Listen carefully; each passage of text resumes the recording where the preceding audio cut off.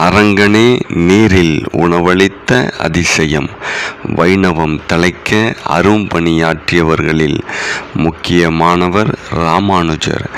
இவர் திருவரங்கத்தில் தங்கியிருந்து சேவை செய்த நேரத்தில் நடந்த ஒரு நிகழ்வை பற்றி இந்த வீடியோவில் நம்ம பார்ப்போம். திருவரங்கத்தில் ஒரு ஏழை வைணவர் வாழ்ந்து வந்தார். அவருக்கு 16 பிள்ளைகள். திருவரங்கம் அரங்கநாதனின் ஆலயத்தில் பிரசாதம் வழங்கப்படும் வேளையில் எல்லாம் அதை பெற்றுக்கொள்ளும் முதல் ஆளாக அந்த வைணவர் இருப்பார்.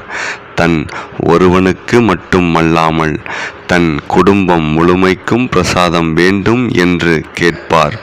அதனால் தினமும் கோவிலில் கூச்சல் குழப்பம் ஏற்பட்டு வந்தது. ஒரு நாள்